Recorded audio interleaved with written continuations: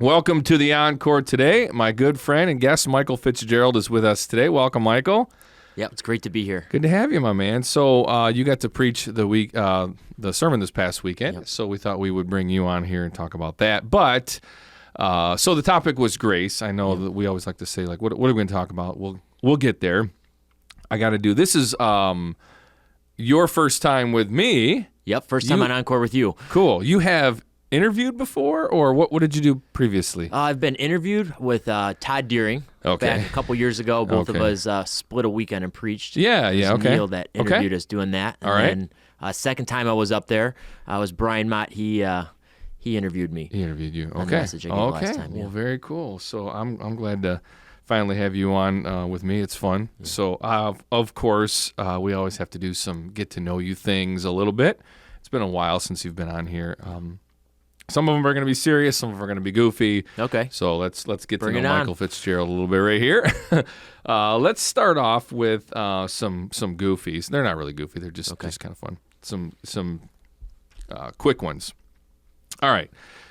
We talk about this too much. If you could live anywhere, so that's assuming your family and your whole world would come with you. If you could live anywhere, where would you live? Okay. Well, I'm the kind of person that, and if I go on a vacation somewhere, I can move there. Oh, really? Yeah, like I'll go somewhere and I'm like, this is where we can move. We'll move here. Okay. Like, we should go to this place. Okay. But I guess if I were to nail it down, Yeah. I would be split between two locations. All right. What do you got? We went on our honeymoon to Costa Rica. Costa Rica? Yeah, those people, they wouldn't even take tips from me when we were there. Okay.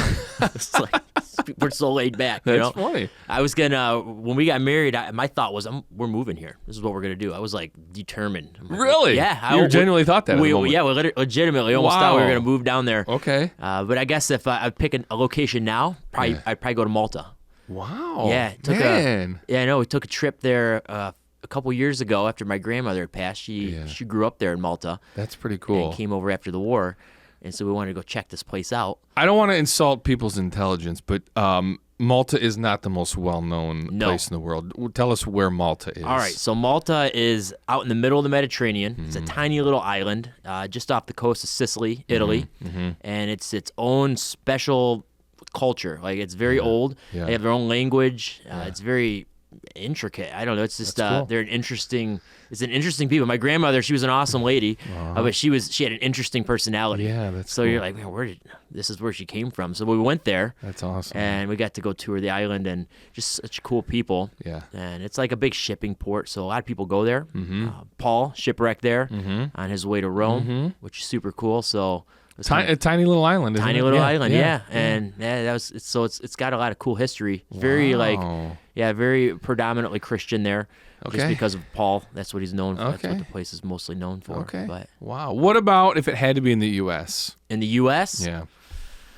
I don't know if I'd ever want to go to Florida and live. Like, there's just too many people down there. You know, it's like you feel like you're like stuffed in like a cattle there's train. a lot of Like, I know people. it's like, Yeah. but it would be nice to be somewhere warm. So I've never been to Arizona. I'd like to go there and check that out. That's my place. But, yeah. But man, if I'm being honest, I'm a Michigander. Okay, that's cool. I like Michigan. That's cool. I think in exception to March and February, March. Yeah. The armpit of the year. Yeah, it's rough. It's rough. You know, I'd be living in. I'd take my chances in Florida those 2 months. All right. But what is your biggest fear? my biggest fear? Yeah, you could go rational or irrational. Answer that however you want.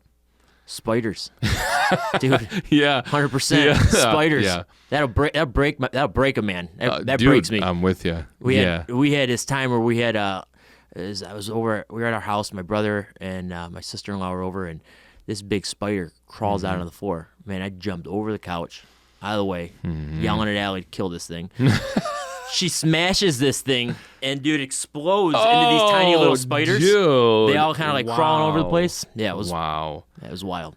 Oh my goodness. All right, I'll do one more of these. What are you reading right now? Are you a reader? Are you a podcaster? What are you reading right now or listening to? I don't know how that would go. I'm not usually a big reader. Okay. Like outside of I don't read a whole lot of books. Outside of the Bible, I'll read through that, but I'm not really listening to anything right now at the moment. I'm in a season where I'm kind of like running stagnant, but I do. That's all right. I do sometimes listen to podcasts, or I'll listen to sermons, old sermons, that kind of thing. But all right, right now I'm in a season where I don't really have anything to give you. Sounds good.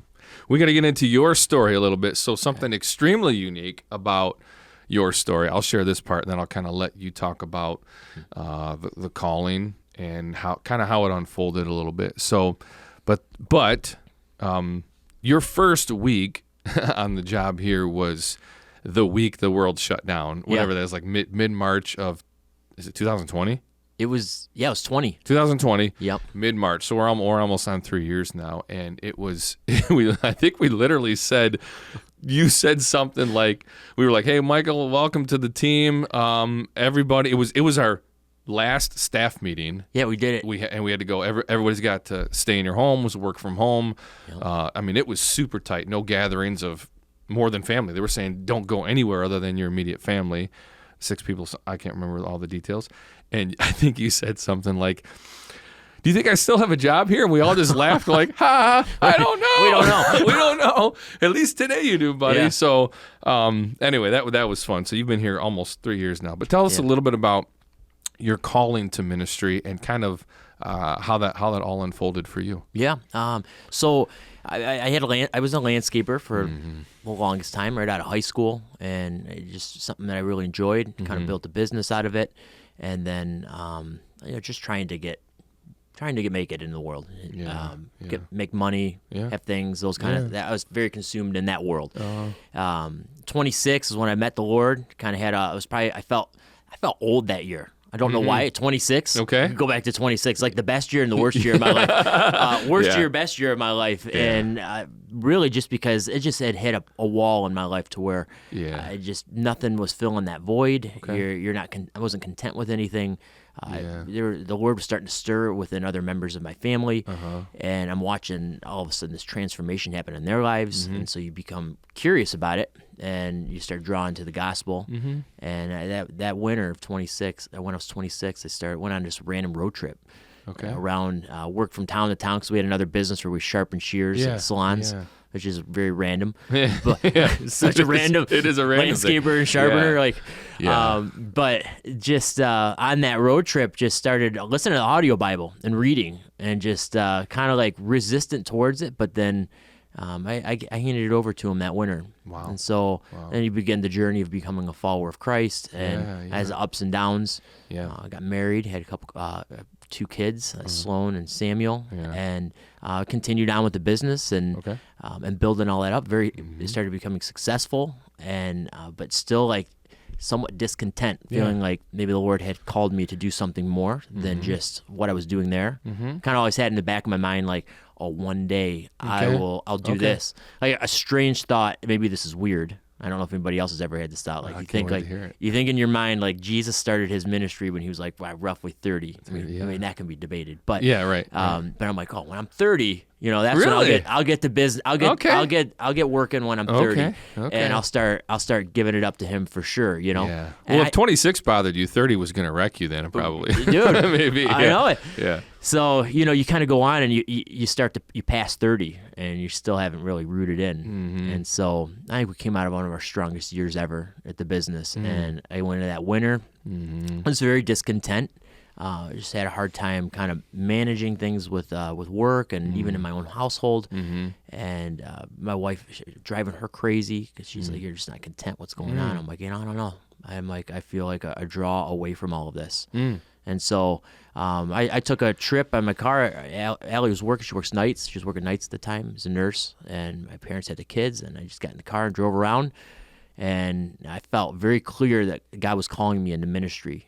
Like, how old are you now at that point? At this point, I was 32. Okay. Yep. Okay. 32. All right. And so at that point, I'm like, no, that's not. I don't know what the heck that means. But I felt it very clear that he was going to call me away from the businesses, and that kind of freaked me out a little bit. And so, long story short, I ended up that summer. My brother gets married. I ended up meeting Brian Mott. He was the one that officiated the wedding. Okay. And I just happened to open up and talk with him about like what was going on in my heart, and how I felt like maybe he was calling me out. Yeah. And he's like, well, you just got to step forward and start saying yes, and you got to serve somewhere. Like maybe you don't know where he's calling you to until you just start take a step forward. And so that's when I started serving in the youth, and brought me back to those teenage years big time. Yeah. How lost you are, how lost I was at least then. It's just a confusing time in your life. Yeah. And so just started hopping in and just became sold out for it and started saying yes and actively following the Lord and working with our kids. And then you guys give me a phone call. I'm like, all right, maybe I said something wrong. What did I say to these guys? Maybe I better come down to their level too far, So I'm sitting down with you and Wes, and you guys had offered me the youth director position. And so that then first week, COVID begins. Yeah, what a crazy. How and crazy so now it's been close to 3 years here on staff here and full-time ministry. Yeah, and that's awesome. Cool. We love having you. I know you don't. You probably don't like to hear these things, but I'll brag on Michael a little bit because, so my kids are now in the youth group, but I also serve with young adults, and so we'll have kids that graduate out of high school and all of that, and it's just awesome to see how well they speak of you. And I think about that, like that's to your character. Like we all have our strengths and weaknesses and things that we work through in ministry. But it is about caring for people and loving for people, and so they see that for sure. My young kids in the youth group, they don't see it the same. They see it, but it's not until you know what I mean. It's like becoming a parent, and you appreciate your parents more. And so my young adults, man, they speak. The younger young adults speak so highly of you, and the influence that you had and still have in their life is incredible. So we love it. We love having you on our team for sure. And it's good to have diversity within personalities. We were kind of talking about that earlier. But okay, let's get into this past weekend and the sermon. And I want to start with how you came up with the topic. You had mentioned from the stage, Wes had finished a series, and he was like, hey, speak on whatever you want. Yeah. We're out of this series. Go for it. Talk about how you got to that process and why you landed where you landed. Yeah. So, when Pastor West approached me and asked me to speak, like you begin this process of like, where do you want me to go with all this? And something that had been pressed on my heart leading into all of that has just been kind of divisions within the body and just the mission that we've been called to, and seeing how a lot of people can get in the way of that and make us ineffective in what we're supposed to be doing. And so you begin like how I have to navigate through like what scriptures am I going to pull from? How do we see people the way that Christ sees them? Right. And so it landed on grace. Yeah. Taking it back to the source, the gospel. Yeah. And, there are a lot of people will tell you, I don't like this person, or I don't what's going on here. Yeah. I'm having trouble dealing with these people. And then you watch it make them ineffective and leading or in the mission out in the world, dealing with unbelievers and trying to be the light. And so it just started to weigh heavy on me. Yeah. That's really good. That's really good. I like the direction that you took, and I'll ask you some questions on that in a minute. I want to ask one more before we kind of get into the bulk of the sermon. I've had a lot of people. You've probably had this too.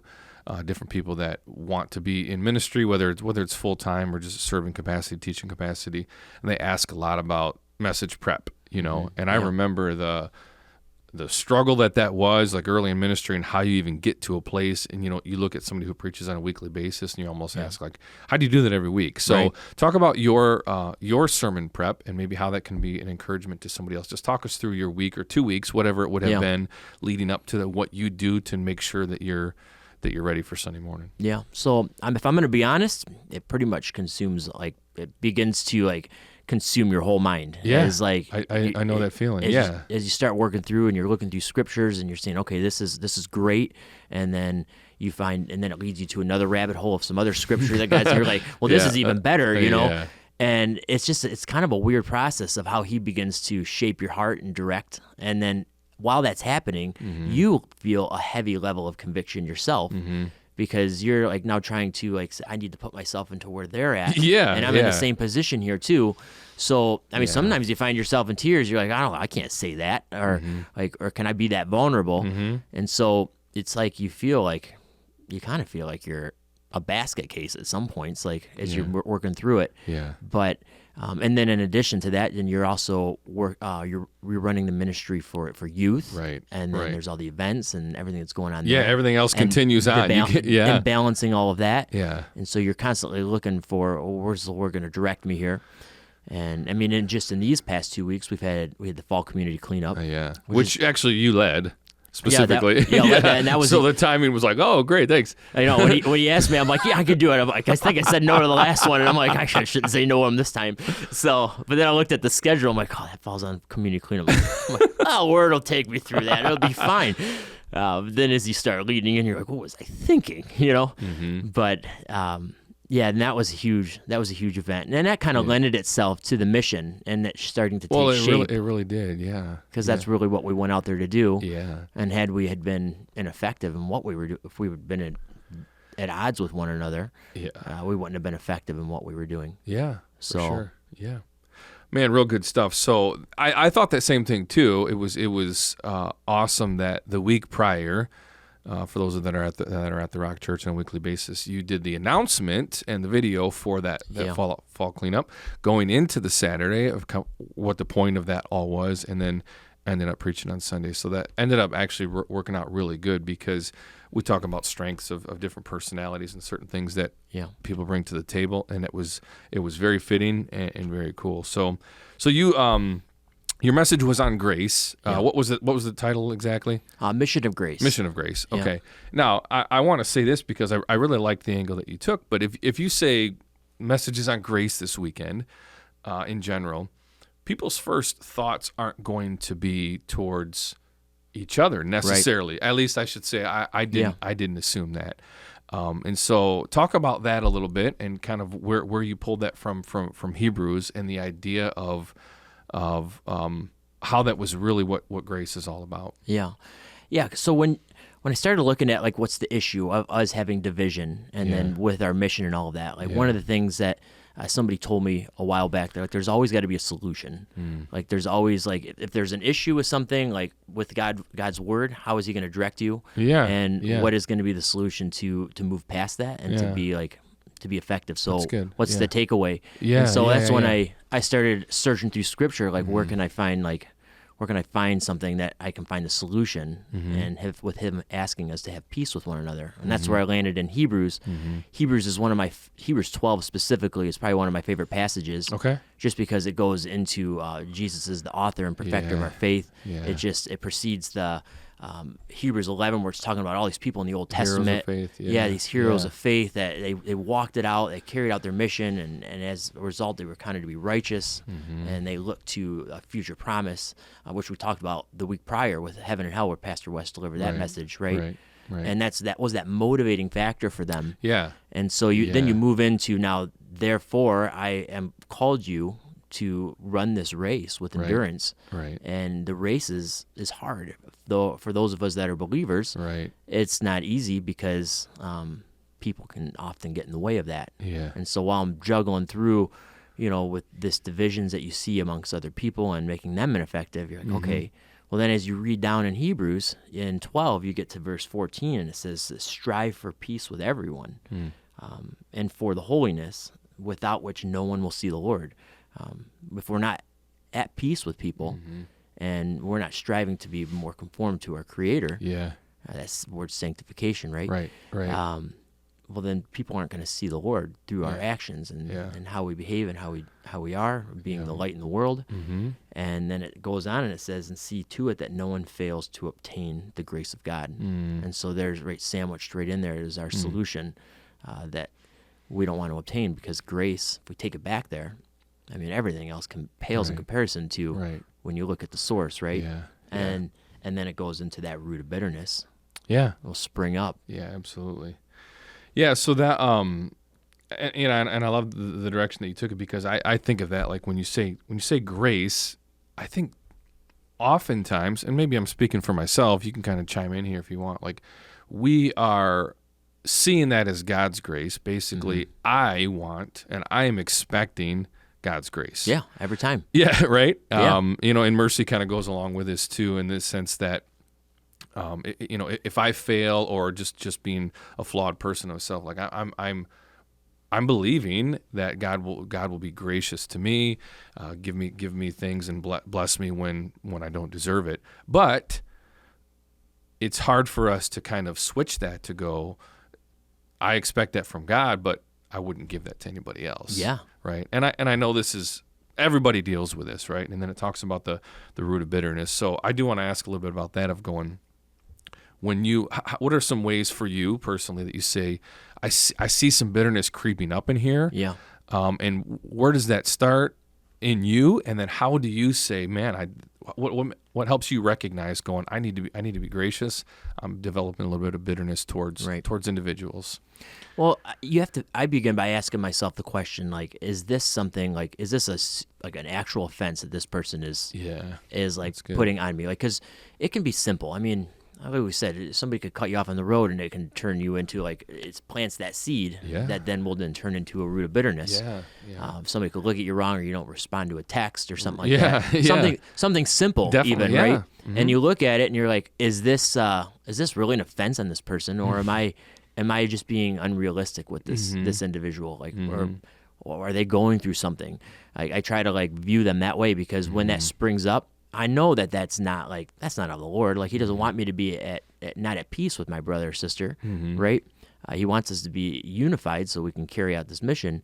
But when that does spring up, I have to ask myself, am I being unrealistic? Am I trying to, like, squeeze them into my personality? Right. And we're not all the same. Yeah. I mean, we're created in God's image, but we all have our own different fingerprint. And praise the Lord that we do, because otherwise we'd just be robots. Yeah. Right? Yeah. Yep. So I ask myself that question, and I'll ask, can you show me this person? Like, allow me to see this person the way that you see him, because this is your child.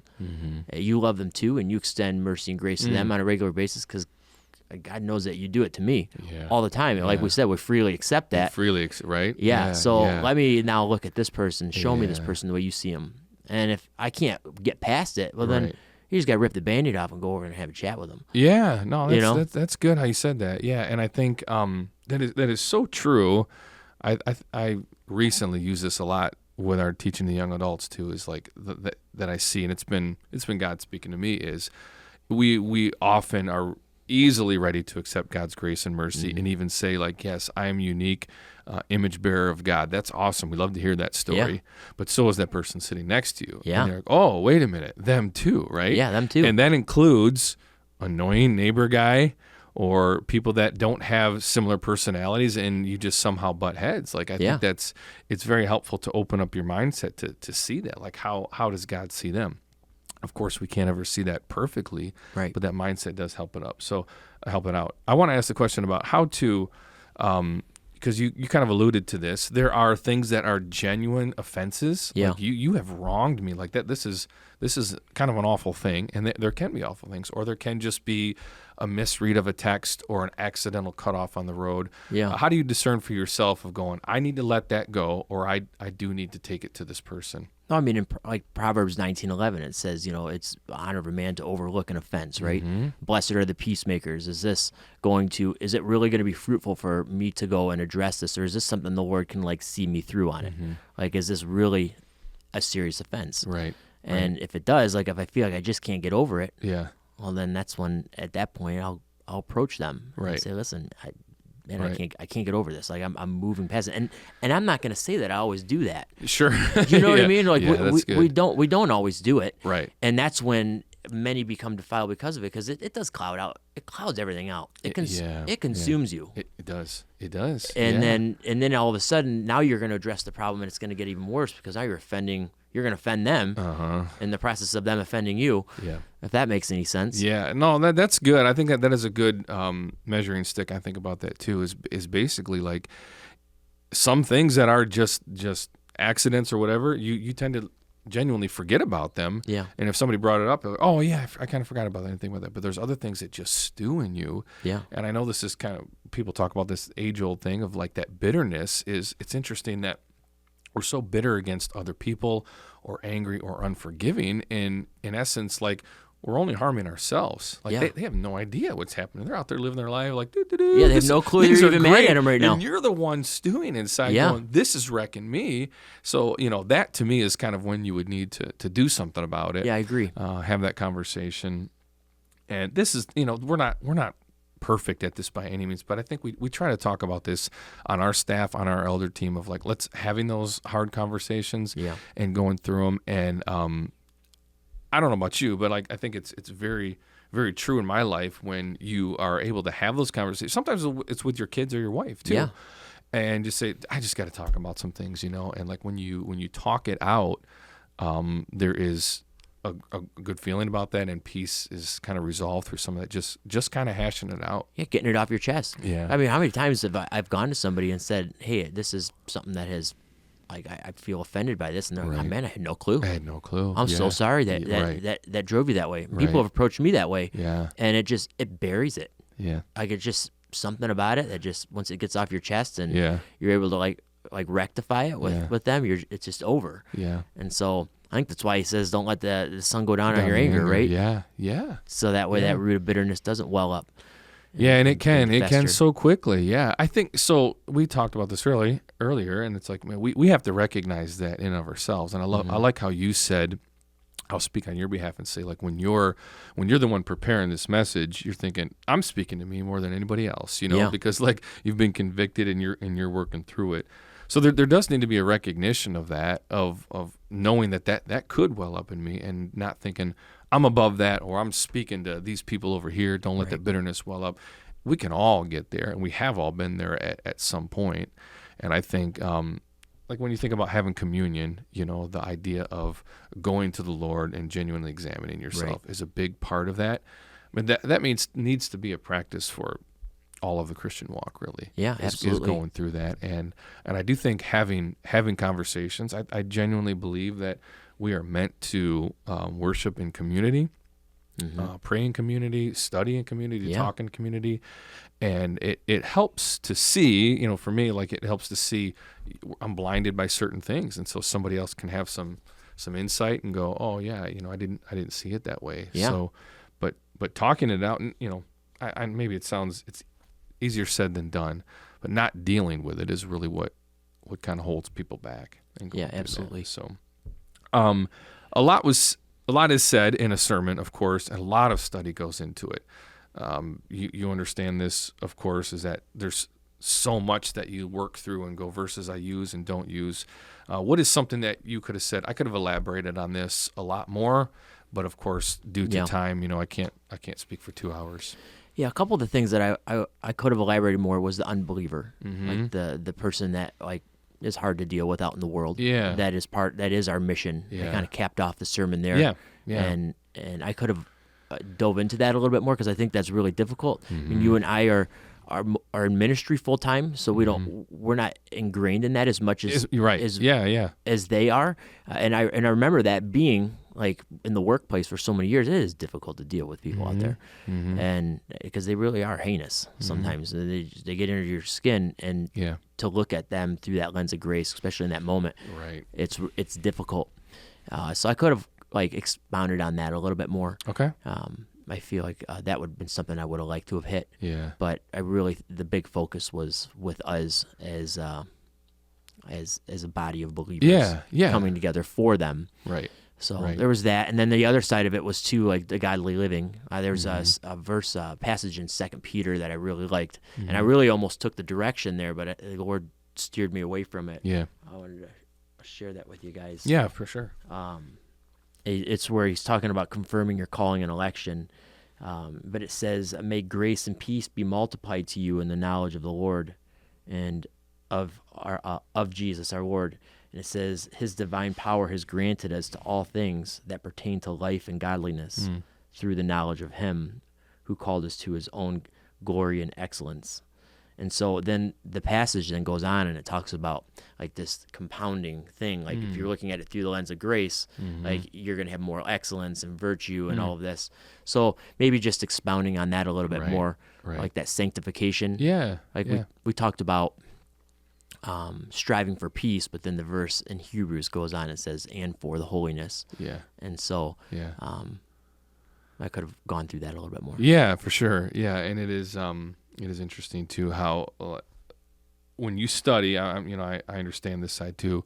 You kind of have somewhere you're going, and then like through so much study, you have to scrap pieces, and it's probably a completely different version of your sermon 2 weeks ago of where you thought you were going to go, right? Yep. Yeah. And it's cool how it does it, and you have to stay focused on one thing. You can't give 100 points up there, but you have like 20 verses and Right. Yeah, you guys are always telling me like you got to trim down. Like You trim it down. Yeah. When Jessica will ask me when I'm prepping, she's like, "How's it going?" I'm like, "Well, it's 2 hours right now. I got to get it down to 30 minutes." Yeah, so this this is exactly it. Yeah, what matters. And this is just a personal question. Being a guest speaker, meaning not the routine speaker that Wes is. Sometimes there can be a feeling of like, I kind of have all of these things to say, like I have to get them out now. So, you know, at least Wes will be like, at least I have next week. Yeah. So I'm like, how do you get how do you cram it? How do you do you cram feel it that all way in? at all? Oh yeah, for sure. Yeah. And then you're wondering like, should I say this or should I Right. not say this? Am I overstepping? And so there's all of that as well. Yeah. Yeah. Yeah. That's fun stuff. Awesome. Well, we ate up 30 minutes just like that, Yeah, man. it's gone. Time flies just like that. I always have more questions I don't ever get to. We got to know Michael a little bit today. If you missed the sermon this past weekend, we do have it on our app. It's on YouTube. It's on a bunch of other stuff, website, all of that, Facebook probably, all of that. You can go back and check it. It's called Mission of Grace. Mission of Grace. Mission of Grace by Michael Fitzgerald. He did do both services, and so appreciate him hanging out with me on the Encore today. It's been a blast. And I hope you guys enjoyed it. As always, don't take our word for it, being his, and we will see you next time on the Encore.